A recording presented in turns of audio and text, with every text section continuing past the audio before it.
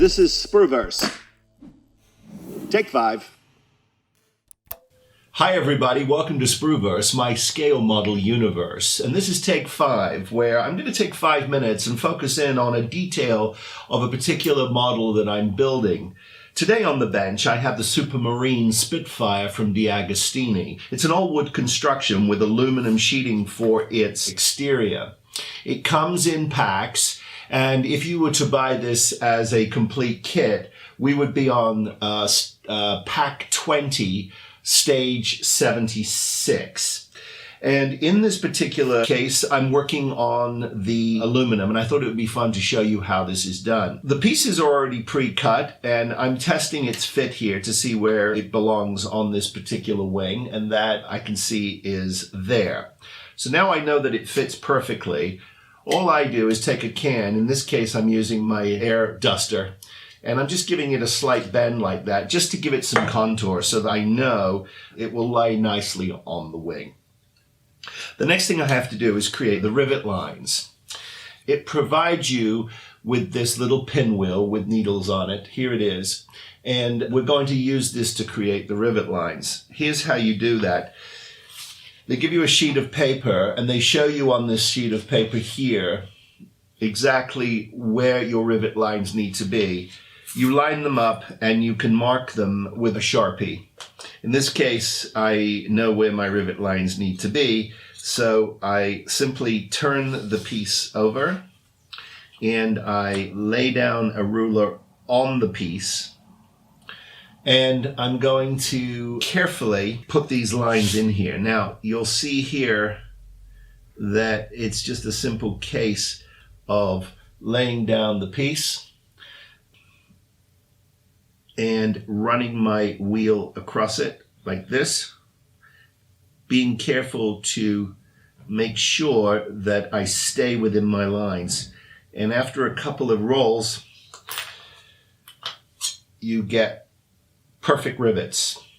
So I'm going to continue on here and finish this.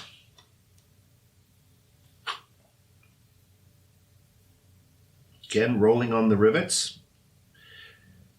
Even pressure as I go, and following it around.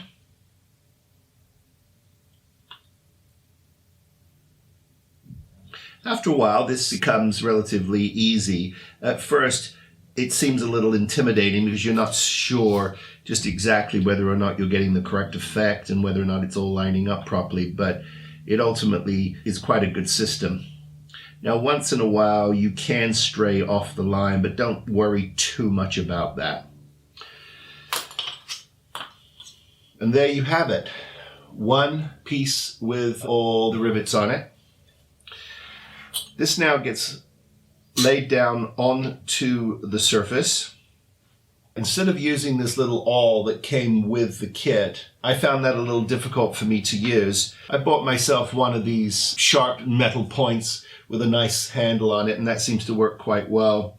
And then what you're going to do is you're going to pierce all 4 corners of the piece, put 4 pins in it. And I will do that after I've put just a little dab of super glue over the unit like this.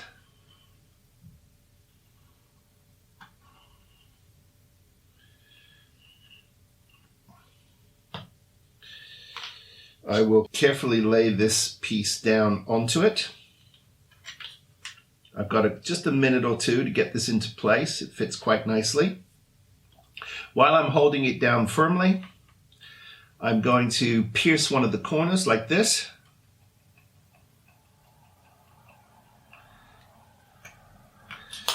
I'm going to take one of my pins that comes with the kit.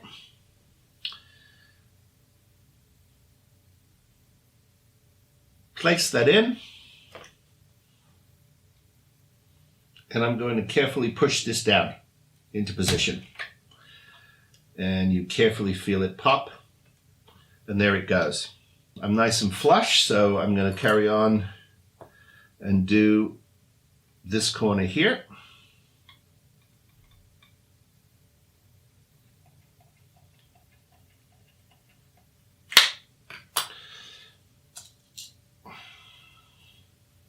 Put the pin in.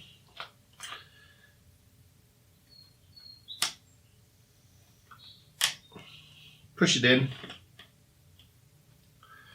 And it's in position. Do the other corner. Like such. Another pin.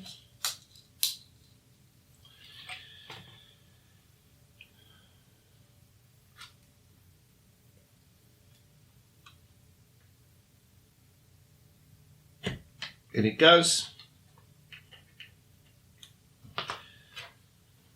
One more at the top. And again, lining all my pins up so I make sure everything looks neat and together.